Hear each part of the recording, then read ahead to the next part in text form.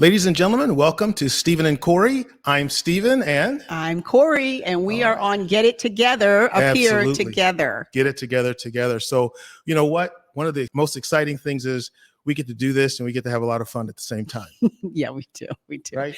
And we've learned to have a lot of fun because we've been married 40 years, and that takes a lot of fun. Years. It takes a lot of work. 4 decades. And a lot of fun. Well, they know what 40 years is. 4 decades. I made it with her. Yes. Yeah, I made it. We're not done yet. Oh, yeah. Or are we? No, we're not. No, we're not. Anyway, when we come on here, we are your relationship gurus, which we've been known to be called relationship gurus from our experience of working in ministry and working with different couples across the globe. And we love it. We love being able to share in relationships and how to build those up and the trials and the struggles that we go through as couples. Right. We always say we're going to we're going to tap into tools and suggestions and different techniques that we've used and that we've heard from others. So when you're involved with us on this show, we would love for you to type in the tools, techniques, and strategies that you guys have used to help your marriage grow.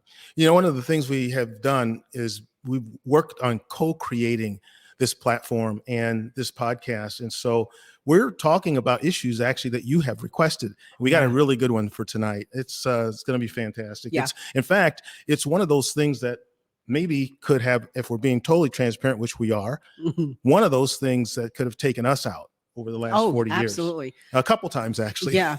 And, I think a lot of times in marriages and in coupledom, A lot of times like there are people who just don't even want to talk about this. Right. Yeah. We always say that the 3 major traumas or major sticky situations in a marriage are communication, sex, and money. Exactly. So last podcast we spoke about sex. So it must be communication or money. And we didn't finish talking about that one. No, we're going to keep talking about that. We'll be back on that one soon. That's a continuation. Oh yeah. But when we talk about what is going on in the world today, post-pandemic, it has affected couples and it has affected households, not just couples, single people too. It has affected households. But Big how time. You deal with the different situations that you're now in because of post-pandemic is a growing awareness. And well, the other side of this, though, is some people are impervious to this situation. And in fact, we would be remiss if we didn't mention that. So it's not something that affects every single marriage out there. But the reality is there's a lot of people dealing with this issue, because when you take this issue that we're going to be talking about tonight and you add it to any other situation in a marriage, it's very combustible. Yeah. Combustible. So what we're talking about is sustaining through economic hardships. Yes. And we've all been through economic hardships through the pandemic. Even if you haven't gone completely crashed down, you still have dealt with economic hardships. Right. Some are harder ships than other ships, exactly. But it's still, it has had an effect. And people have had to learn couples have had to learn how to shift their paradigm on what economic needs are necessary and what economic needs aren't necessary. And the pandemic really put us in a position where I guess that's not needed. I guess that's not needed. I guess that's not needed. And some people are really down to the bare bones. Now, everybody's not. We know that. Everybody's not down to the bare bones. But it is a struggle when you're in a relationship and you are down to the bare bones. It's like, what else do we do? Well, I think the other silent thing that's kind of running in the background here is that, never forget, you have 2 individuals that are coming together in marriage that, without fail, probably one is a spender. Yeah. And one is a saver. I'd be the spender. That would be me. And no different than us. Exactly. No, the reality is many of these things were shaped based on the blueprint in terms of how you were raised, in terms of your family, things of that nature. So that's also one of the big issues that we have to struggle with in this scenario. Yeah, blueprints definitely matter. And it's interesting because yes, you have a blueprint that you were raised on with the finances that you may or may not have discussed in your household as a child. However, when you become married, you're creating a new blueprint. Exactly. And you have to decide what will work for both of you. And as you said, I was a spender and She brought that into the marriage, by the way. I did. I made money. I did make money. And all my bills were always paid. However, I spent money. So savings. Boy, did she. Okay. Thank you. Everybody knows now. Yes. Okay. Enough. But It's true, people. I but won't forget it. so, the rub on that I is, still love you, honey. oh, thank you. Even though you did spend a lot of money. Yeah. But the rub on that is that I never thought about savings. I'm like, why would I have to save? That's I don't know if true. I'm going to be alive tomorrow. You know what? That's a very important point. I remember specifically in 1984, we had bought our first home, Mhm. right? And this woman was going crazy with the decorating. I mean, was. spending every It single had to be thing. pretty. But and I remember a specific conversation we had, and I said to you, we need to be saving money. And she's like, why do we Why? need to save money? Yeah, why would we have jobs? Because Yeah. my mindset wasn't for that. Not And that it was pure innocence. It yeah, because absolutely I was like, well, am I doing something wrong? Yes, but I didn't think so because our bills were paid. I always grew up, you pay your bills. I didn't even think about, and I know my mom always had savings. I mean, she put us through college with her money, Right. so I know that there was money there. I just didn't care to do that. I was like, okay, well, that was really nice, but I don't care to do that. And in the process of us being together, we've learned that, some people have his money, her money, and we never had his money, her money. However, I was a stay-at-home mom, as you guys might have remembered from the first episode. So I was the SAHM. Stay-at-home mom. I was this hum. And so as a stay-at-home mom, I would get these little odd jobs here and there, and I would have extra money.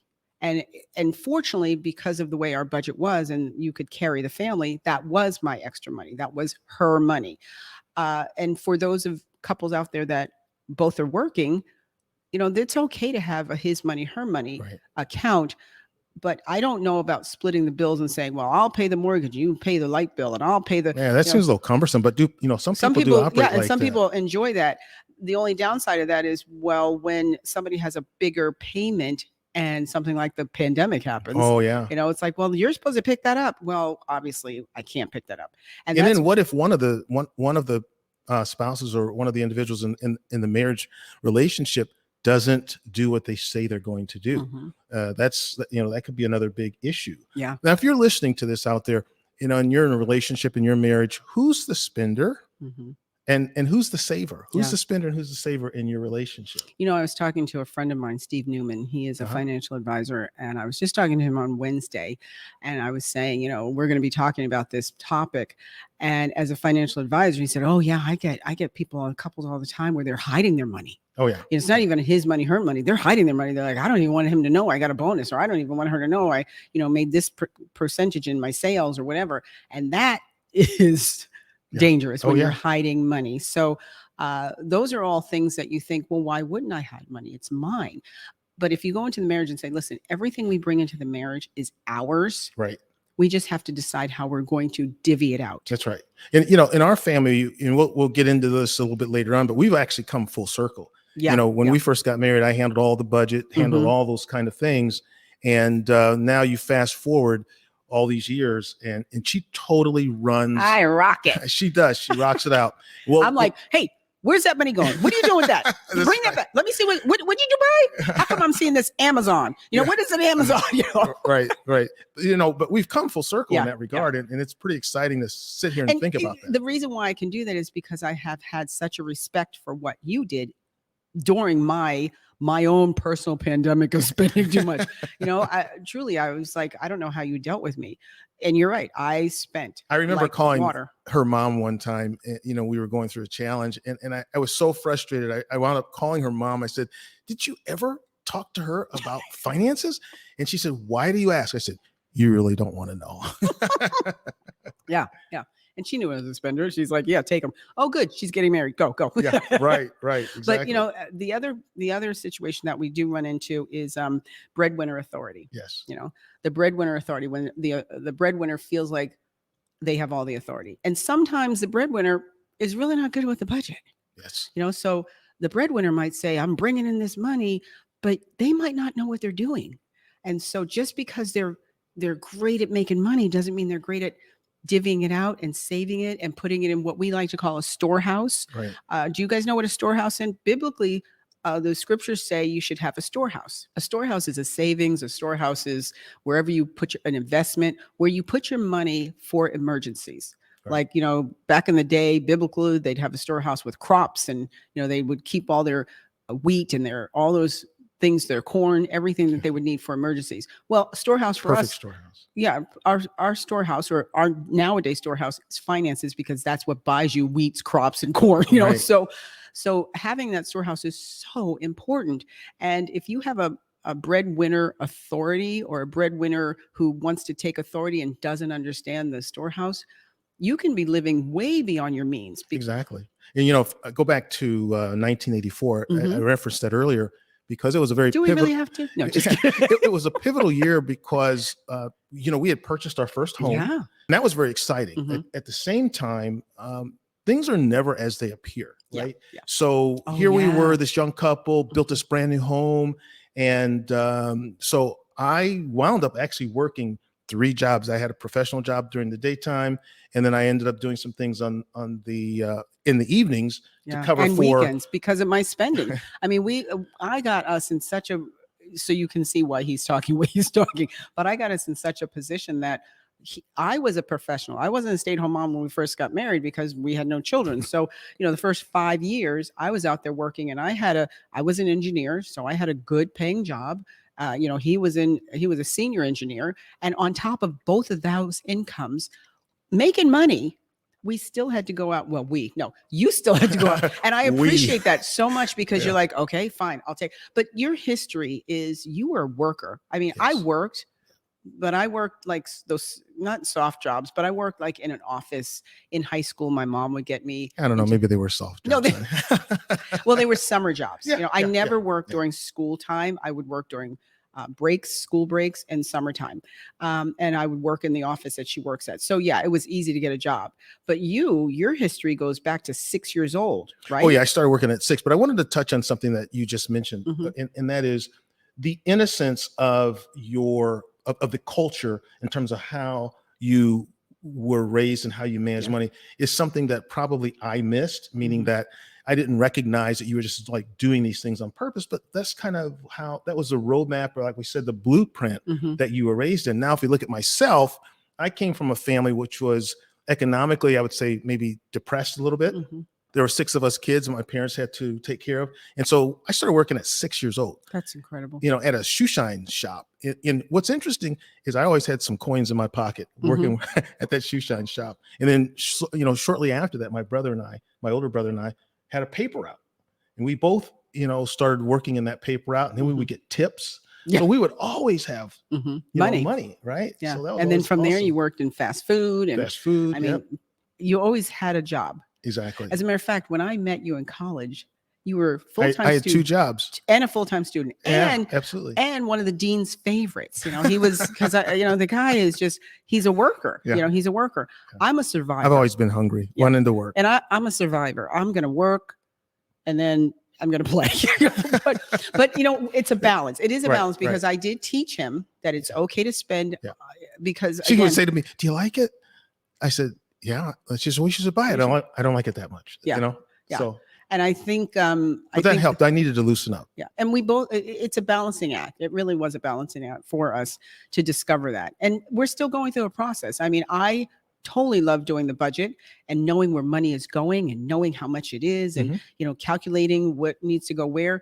But that had to grow from you having the humility that I had, the pain that I had in watching you on anytime you had off, you were working. Right. That was so awakening for me. I'm like, man, what did I put my husband through? In back in those years, we were in our early 20s. And one of the things that I feel like is really important, if you're listening to this, and if you are going through something, you want to make sure you develop an attitude of you refuse to lose. This is a situation that, we, for the first time, had bought our first home. We both had really good jobs. This is not the time for you to be kind of uppity about what you're going to do. I'll be flat out with you guys. I had a professional job during the day, and I delivered pizzas. And you drove a limo. This was back in 1980. And you drove a limo. Yeah, exactly. Yeah. This was in 1985, 1986. Yeah. But you know what? We got through it. Right. And you know what it's like to drive a limo with crazy people in the car? Oh, yeah. I mean, not and that was before Uber and Lyft with and all crazy people who answer the door half naked or whatever, you know. So it wasn't just the physical, I'm making money, but it's the emotional too. And the fact that I'm doing this because my wife put us here. And the good news is Thank you that so much. Really. you're I welcome. thank you so much. I say thank you, but when I think about it, I'm like, man, you can see how couples go through divorce Oh, it's because, incredible. and that's the money, communication, sex, and money, Right. because it's the stress of, do you not know what you're doing? No, I don't know. But the patience of teaching me how to save and the reason why we save. Well, and the thing is, like I said, this is a very combustible issue because Mhm. let's say that you had a disagreement about something else, but you were already on edge about the finances, and you stick the finances on top of it, and it just becomes an Mhm. explosion, Yeah. Right? We've had a few disagreements Yeah. back in the We'll day argue during about those kind of something things. else, and all of a sudden, and the budget. Yeah. What are you talking about? What about the budget? Okay, well. Hey, do you think we're the only couple that's ever gone through that? No, that's why we're on this.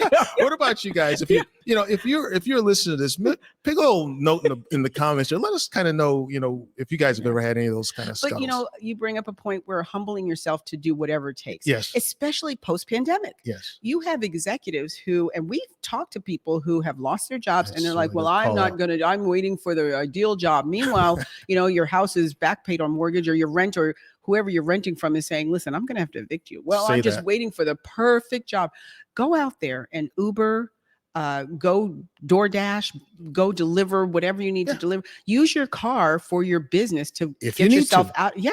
I mean, you can make good money on those things. It's just a matter of maybe it's the pride of, I have a degree and I don't want to tell people. You don't have to tell anybody. Yeah. Just make the money to take care of your household. It's funny. Every now and then during that time, I remember we would talk to a few other people, and it was shocking actually how many people were actually going through some kind of financial. We had a couple challenge. over one time, and we said, from now on, this was when we were newly married. I think we were married 2 years, maybe 2 years. And we said, we had this couple over, and we were having a great time together. And they went to our church, and we won't say their names, but the following weekend, we didn't see them at church. And then the following weekend, we saw him at church, and he said, we separated. We're like, what? And he said, yeah, we just couldn't stick together. We just had so many disagreements. And one of the major things that he said was money. Yeah. And at that point, we were like, man, that was right in front of us. Yeah. And we didn't even think that we could be able to help them, or we didn't even have a deep conversation. Sometimes couples need to have deep conversations. Absolutely. And if we had never gone through that, we would not be able to have the empathy. Yeah, but we hadn't gone through the whole of it because it was only our second year, remember? Right. Yeah. But I will say this, that a lot of times couples, it's good to share, but it's not good to air your dirty laundry. Yeah, exactly. I mean, nobody really wants to hear all of it. And sometimes they're like, me too. You don't want to be part of the Me Too, a movement on that, because all you're doing is just grinding out the negative. Right. If anything, get yourself a financial advisor. We've told our daughters, we have a financial advisor we've had for decades. Yeah. And the thing with a financial advisor, they're advising you as to what to do. And if you don't know, you and your spouse don't know what to do, the worst thing is to do the same thing. That's the height of insanity, and expecting different results. Well, and it's just like in marriage, it's really important that each partner grows. Yeah. You grow. One of the things that we did in terms of this growth is we made a conscious effort to get involved and learn more about finances. Remember, we became instructors for FPU. Yeah. If you don't know what FPU is, it's Financial Peace University. Yeah. And it's a starting point. I mean, once you get there, then you can launch into more mature investments and more mature ways to run your money. Right. But it's a great starting point. A lot of people make, financial peace. You want peace. Yeah, you want peace. And if it's in this area, absolutely. It's a simple thing to start with. Also, when you're going through all of this, as they say, coal under pressure is a diamond. The pressure will reveal who you are. And in your marriage, you think you know that person, especially if you're newly married and you're having to deal with this.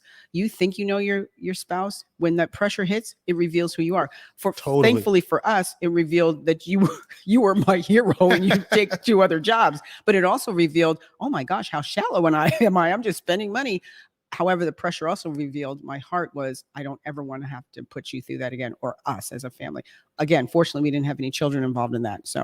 So again, if you're just tuning in, the purpose of the subject of our podcast tonight is, surviving through economic hardships post-pandemic. And, frankly, there's a lot of talk about pandemic still, but I know some people are stressed out about the pandemic.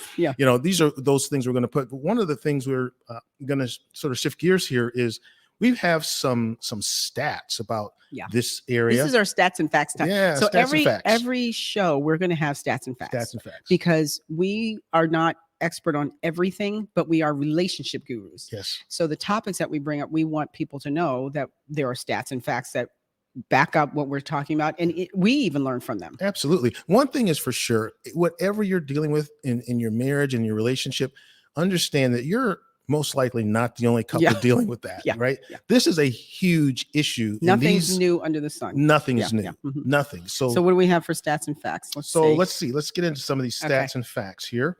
According to a survey conducted by Credit Karma, right? I love Credit Karma. Wait a minute.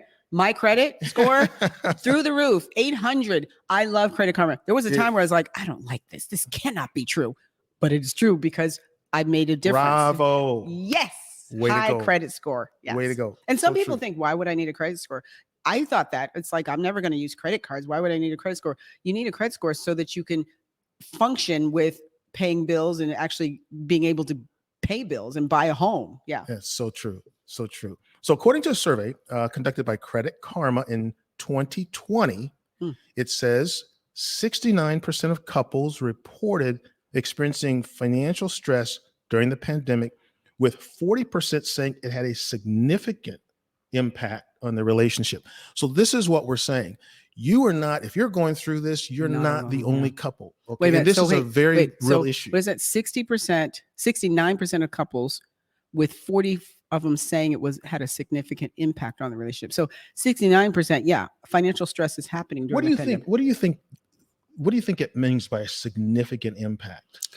That means they're fighting all the time about it? I think so. Or they're avoiding each other. There's something that's impacting their relationship because it's impact on their relationship. Yeah. They're either not talking or they're yelling at each other, or significant impact on the relationship. I don't think it's, we've come together and it's a significant impact for the better. I don't think it's for the better. I mean, if I look back over our relationship, we've had a lot of disagreements, which when money then came into the whole equation, it really blew it up. Yeah. Yeah. So I thank God we got past that. Yeah. And certainly over the last, look, there's been way more abundance than there has been lack. Thank God for that. Yeah. And maybe for you guys as well. Maybe there's been more abundance than lack. But again, if you're going through a challenge in this area, you're not by yourself. What else do we have here?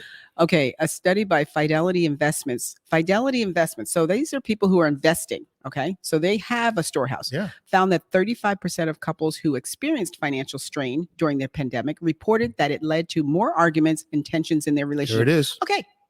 A significant impact. There you go. There you go. That's the answer. There's the answer. Arguments and tension in the and these are people who are in Fidelity Investments. So that means they have a storehouse and they're still dealing with, now it's lower, it's 35% of the couples, but that still means that they're going through arguments and tension. Exactly. That says a lot. Absolutely. Money and there's no stress. There's no stress like the money stress. I know. And it's currency. It's currency. It's a way to trade goods for services. And yet it is so stressful. And it's an ego-driven thing too. Right. I have this amount. Or it's a humbling, I don't make enough. No, absolutely. So yeah. Okay. Next one I have is, we have is the National Endowment for Financial Education.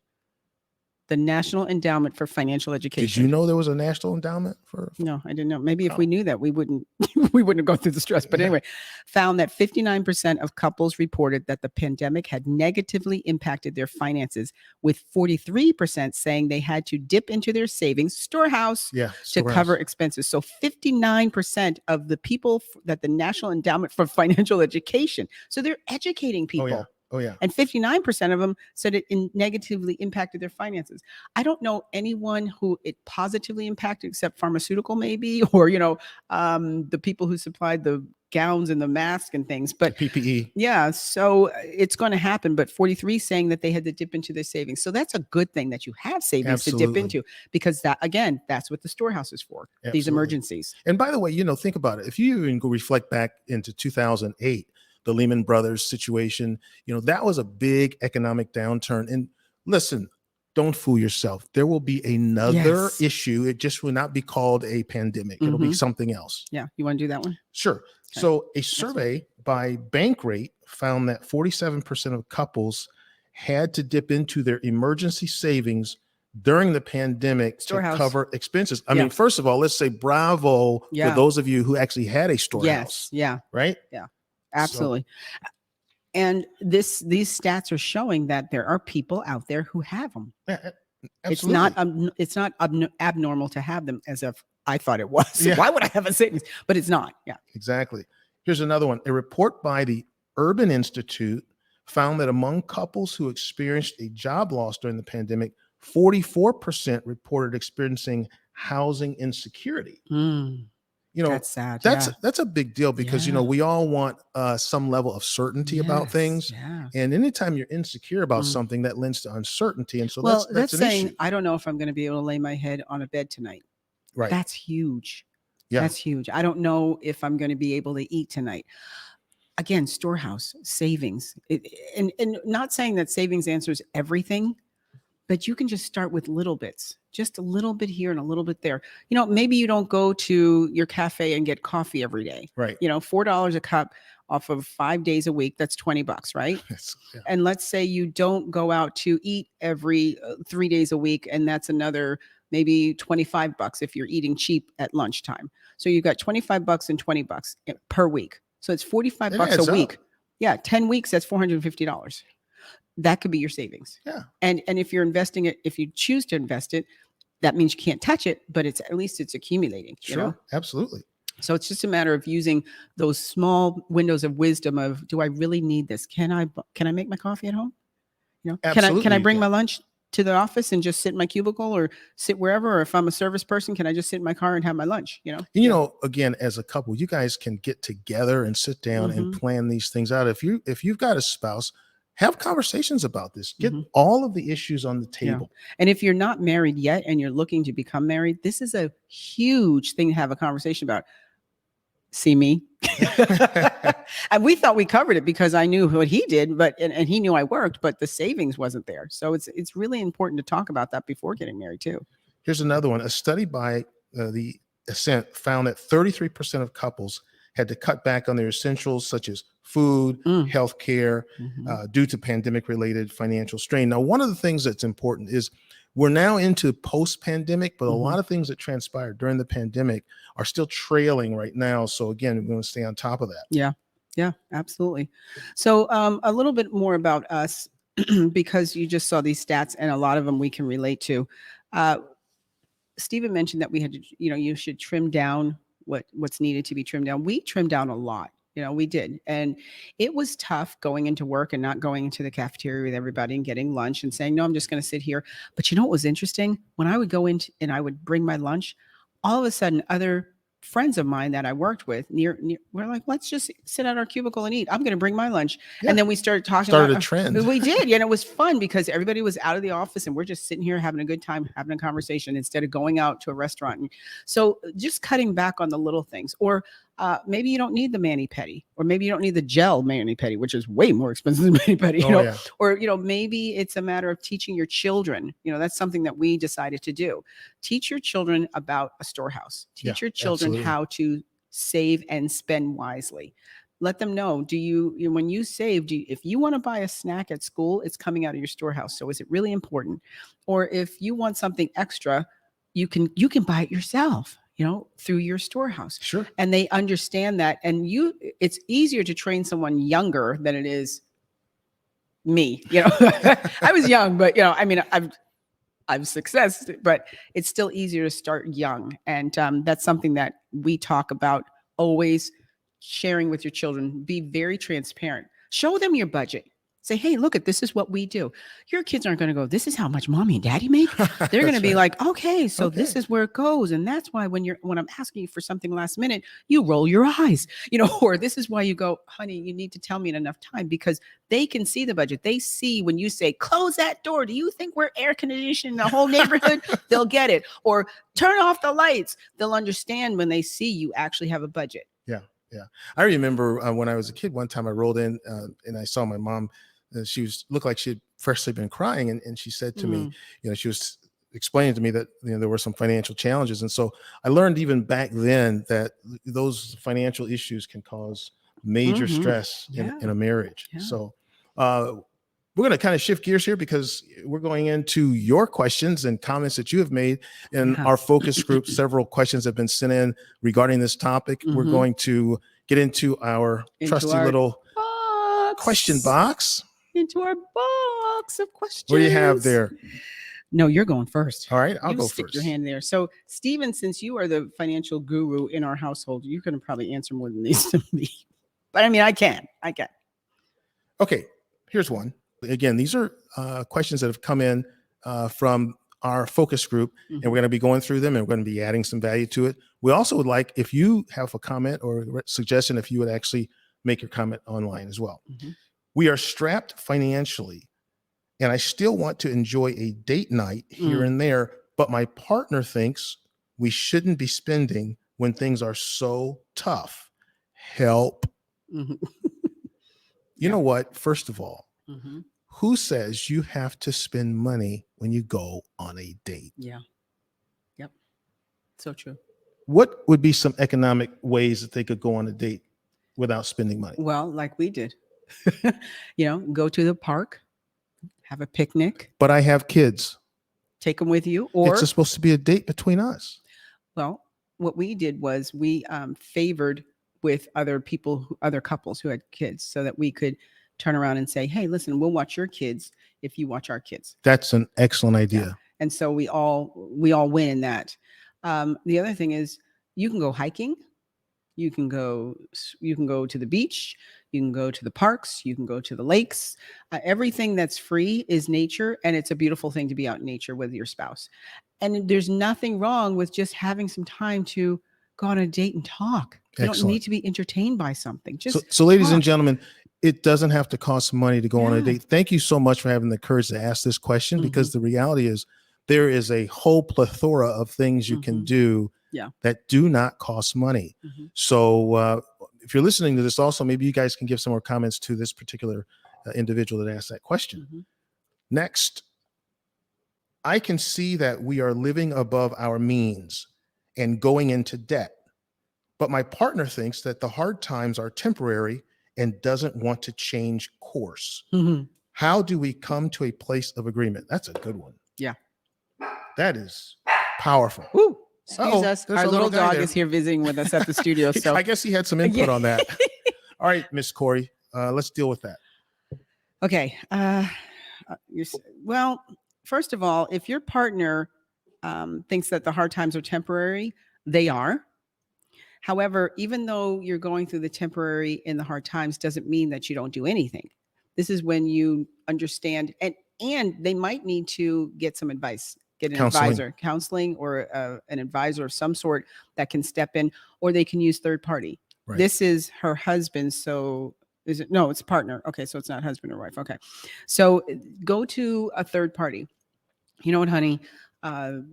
Such and such does this, and I think this would probably benefit for us because it worked for them. Right. Or I heard this in the news, or my mother told. Well, sometimes parents that might not be the best thing, but use a third party example so that they can understand that it's working for someone else. Especially if you already have an idea of what you want to do, I would say just go through third party. And also, the place of agreement can come when you decide to acknowledge that it is temporary.